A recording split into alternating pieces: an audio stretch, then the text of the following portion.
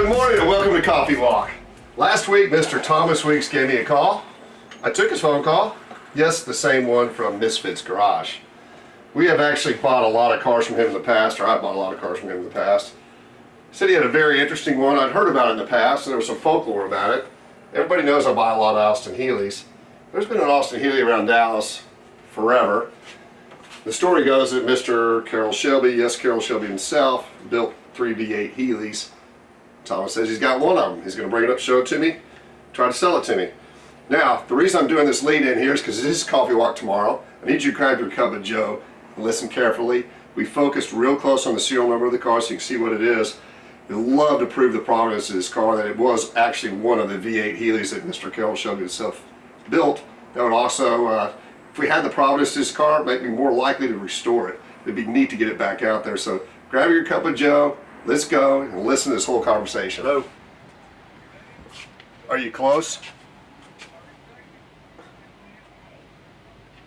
So you're in a hurry as always. Yeah, come on in. I'll meet you. I'll meet you up front. All right. So we're gonna go meet Thomas Weeks from Misfits Garage.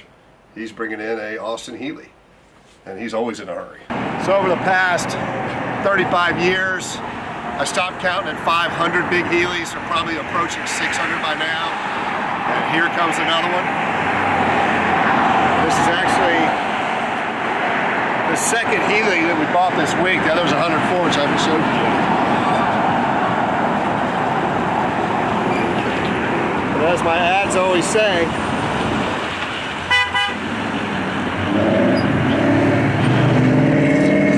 I'll buy them dead or alive, and this one looks like it's dead. How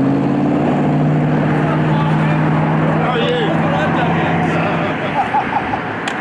You're working today, huh? I have been, man. Yeah, you're working bridges on. That's right. I had to dig this thing out. Is it social distancing? No, I'm good. There we go. Okay, well, I'll stay over here. All right, so we got another one over there. So we got 106. Yeah, but it's got a cool story behind it. Tell me. Okay, yeah, I know you dig stories. Right? Absolutely. Sometimes story sells a car. Stories do sell the cars. But now listen, you know, me and you, how many of these cars have we done together? I started buying cars from you 35 years ago. And one of my favorite quotes your dad gave me, which I have My several. dad? Yeah, he Okay. goes, you guys can't buy every car out of the newspaper. We damn sure tried. No, that's what I told him. I said, sir, we're going to try. If you got to it first, it was something I really wanted, I could call you and sell it to me at a fair price. Yeah, or if you was across town the other side and I needed you to go pick up something for me, it was always a good marriage between us. I got to say that. Man, we bought a lot. know. So we ran the Thrifty Nickel, Yep. the Green Sheet, the Morning News, the Times Herald, and the Fort Worth Star Telegram. Between the both of us, I will guarantee you we got 90% of the good buys. Yeah, but I'm gonna tell you somewhere that you had the edge on everybody. Newspaper. Do you remember the book that you had that had phone numbers that would link Yes. to addresses? Yep. So if the person wasn't there that day, this was cool. Okay, I gotta say, when the person wasn't there that day, but we knew the phone number, you could link that phone number to the address. And sometimes, you remember that time that me and you over by White Rock Lake sat in front of that house all day long till the man Till pulled they came up? home. Yep. And the guy was like, "How the hell y'all know where I live?" And you was, you really didn't know what to say. You just said, "Hey, you know, I don't know." We didn't never give the guy time to go inside and listen to his message machine. And I can't tell you how many times, I gave you some of those leads too, that people actually got upset because I would show up on their doorstep at 5:30. I mean, if it was a car that He back, did. I would be knocking on that door. If it was a car that was gonna make 500 or grand back then, that was big money. You know, I would wake people up. You know, Dennis, I gotta say something. Back then, we called it hustling and making money. Today, they'd call it an OCD. I'm serious, I truly would, you know? The other way I had you early on, though, I said since high school, because in junior high, we didn't know each other. But in junior high, I had the Dallas Morning News and the Times Herald. I threw both the routes, so I got the classifieds before anybody. The only thing I had was I only threw the Saturday and Sunday paper, but I delivered the paper. Which was the good one. Yeah, you know, and so Sunday, but I had to finish my route before I could go chase cars. But I'd be driving, stuffing papers, and then looking at the classifieds like this, thinking, man, I gotta have, and you never left home without a pocket full of change. Because back then we didn't have cell phones, and you had to use payphones. Remember that? But to go back to your original question, if I had to guess, and you guys are going to think this is exaggerated, No, it's not. I probably have bought at least 200 cars from Thomas. Probably. I mean, for real. I mean, we maybe more than that. Well, we used to, you know, every day we'd speak on the phone, and I'd say, "What are you buying today?" You'd ask me, "What am I buying today?" You know, if it was something that you needed, something I wanted, it'd always go back and forth. But it was I don't know. It was hard to explain. It was so fun. It was so interesting. Yeah, it still and is. you never knew. It was like gold digging. You never knew when you was going to chip away and find that vein of gold and then chase it down. You know, and I never stopped chasing the British sports cars. Oh no! Well, you know the muscle deal. cars I've kind of gone back and forth on. Corvettes back and forth. Mustangs back and forth. And by the way, I buy Mustangs again. So 64.5 to 73. Well, there's still plenty of those out there. I know. But you know, the thing about these cars is that they're internationally wanted, not just in America. That's Countries why I like it. all over the place. Yeah, what it is, you had a big buyer's, you know, market for it. Is what it was, okay? And you were more connected with that than I was. I was kind of a good finder for you, and then you knew the place to go. Yep. But you might sell one of these to England tomorrow, to Sweden the next day, Germany over here.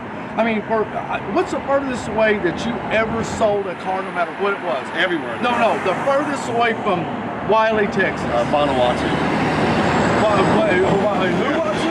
There's an island, Vanuatu, I think is the furthest place I've ever shipped something. I think of all the cars that you ever did that I thought was the coolest, okay, was when you got that Peerless out of that gold mine, wasn't it?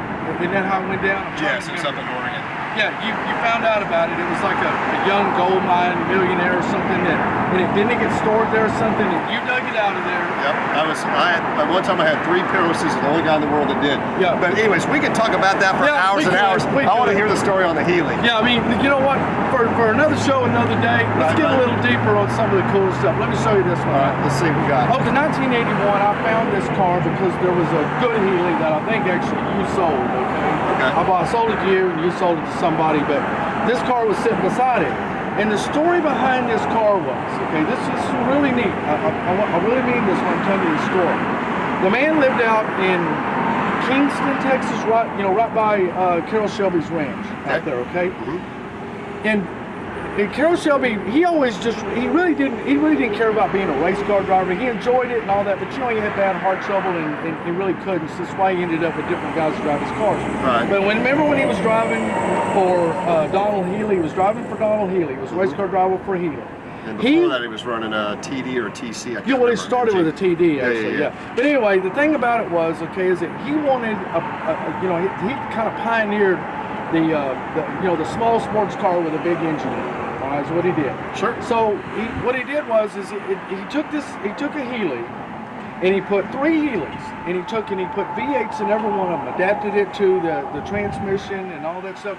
And those cars were to hustle investors, is what they were. He'd take the car and say, "Hey, Mr. Money Man, drive this car and tell me what you think." You know, a man with money would drive it and he'd go, "Man, this is one of the coolest things I've ever seen. It handles good, it does everything right, and it's got the power to boot." Well, Donald Healey, being a British man all the way through to his bones, said, "No, I'm not going to supply empty bodies." Okay. Then he wanted Chevrolet to supply the motors. Well, now Chevrolet would have been on board because you can just buy the engines. Okay, no big deal with that. But Donald Healey wouldn't let it happen. I'm telling you the true story here. Okay. So when he was in downtown Dallas, he built 3 Austin-Heelys with V8s in them, and legend has it, this is one of them, and I'm not playing with you about this. I believe one of them was 104 also. Yeah, there was 104, and then he used two real early 106s. Like, this is one of the cars, quote, I don't know, you know, you're a great man to do research. You've got connections everywhere. I'll figure it out. But to me, I go by subtle things that I see, okay? You know, I'm almost like, Missouri or whatever it is, show me state. So I'm going to walk you through this car. I have no proof of anything I'm going to tell you, but I'm going to let you try to make your own decision about it. Okay? First off, let's start off with just one thing out of the bunch, okay? Look at the steering wheel. Okay, now see, that is, early Modolita. Yep. Okay, and it's one of, that was always Carroll Shelby's signature steering wheel to have on the car. All right, Dean, I want you to see this. Now, this is in here kind of really hard, but do you see this how? Yeah, I can see the adapter. Somebody made an adapter, and they have to cut the top of the transmission off.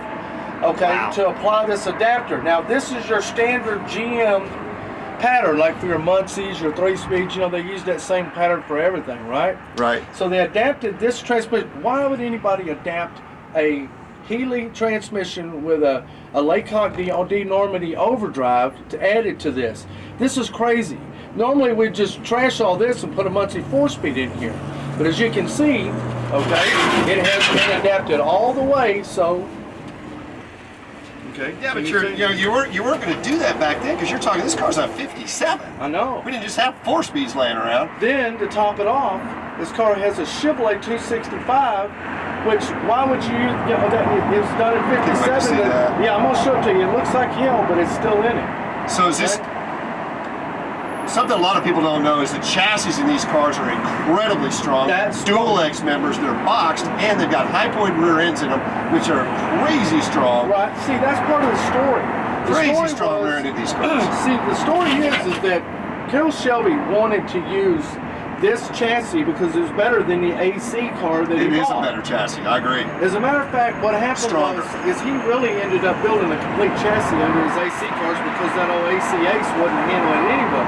But that's why he wanted Donald Healey, because of this, you know, box girder frame. He wants to describe this frame as being like, you know, a bridge. I mean, it was just all, it never flexed, it was strong. But Donald Healey just wouldn't let it happen, so he had to move on to different ideas. I get it. Okay? Well, also, go ahead. Let's stick back here for one more second. I know you know this, but this is something most people aren't going to know. Tell us so. Okay, so this has got a high point rear end, and I have not seen this car. How about? No, but let me decide. Let me give it. It's, if you know about a 9-inch Ford, it's designed like a 9-inch Ford with a pumpkin, and it is super strong. You're incredibly strong. So, but if you see, it's got bolt-on wheels on here. So on a 106, if you had an overdrive transmission, which is what is in this now, you would have had wire wheels. If you didn't have overdrive transmission, this isn't on all of them, this is in general. Yeah, and you had steel wheels. And also, do you remember that, I believe, and correct me on this if I'm wrong, if the car came to North America, all of them had overdrives, is that correct? No. If you had base wheels, you could have non-overdrive. So this is probably a real 106 rear end. It's got bolt-on wheels with wire wheels in the front. So this would have been, obviously, this is the way you would set it up, that much horsepower. Yeah, well, of course, you just rip the spokes right out of the poor just old. Rip them off.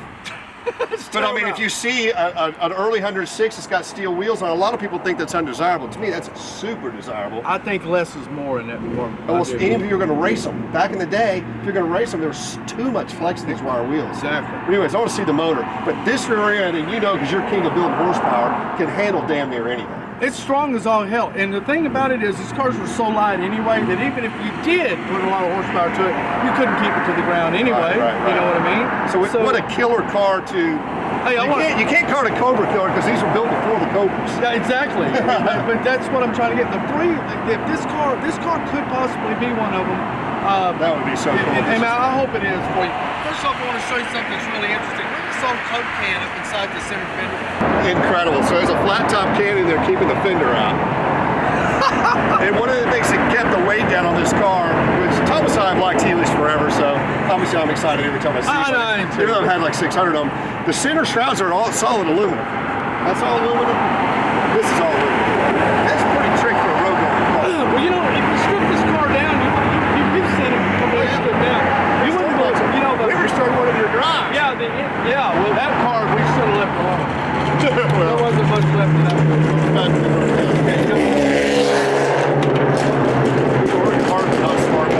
Okay, now this is not exactly the most beautiful sight you ever seen, but I left it in it because of what it is. Okay, I truly did. I wanted to leave it. Now look at this.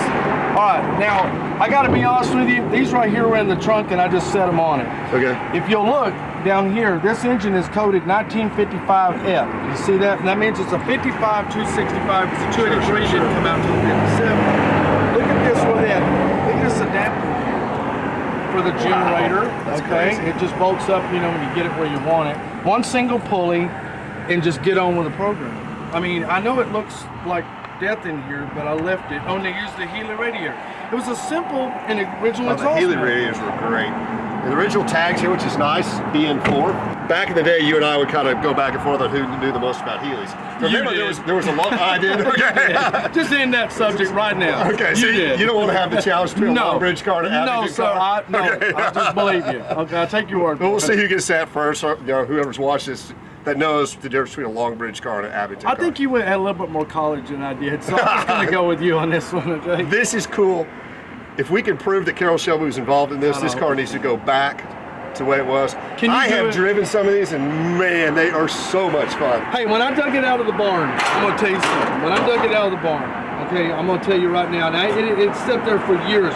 And I knew about the car. Remember I told you we had bought a good one, and this one was sitting there. Of course, I looked at this thing like, it's awful, right? Back then, now any Heely's good Heely. There was a horse, the horses at this barn. Okay, and when I opened the hood, this engine was completely completely level in horse starts. Wow. Okay, completely level. I couldn't even see the motor, and I didn't even want to touch it to see it. So I got a shovel and literally dug this one out to see the engine. You would not believe the cleaning that I had done on this car, just prior to me bringing it over. And it's a Texas car. I see a Texas inspection on that. It rolls. It's a little tough. The back wheels are a little stuck. I had to pull it up today. Well, there you go, guys. There's a whole lot of Heely information in just a couple of minutes, but Thomas and I have been doing this together for 35 years. It's been a lot of fun. We haven't been able to have Thomas or I together because all the legalese over time. So hopefully we start doing business again. Yeah, when you're filming a show, you're kind of almost in jail. And now that we're free of that, I think we can get back to having a lot of fun. And selling a bunch of cars. And the main thing it is, I'm gonna say, if you're looking in that camera, guys, listen to what this man's telling you. He's the most knowledgeable guy that I've ever seen. We once said that you can't teach people the car business. I think you can, but it's going to take 30 years and 30, 40 years, and you're already way ahead of the game. But you know what? If you had a professor, I'm going to call him Professor Collins because he's the man to do it. Well, thank you for that. You're incredibly knowledgeable as well.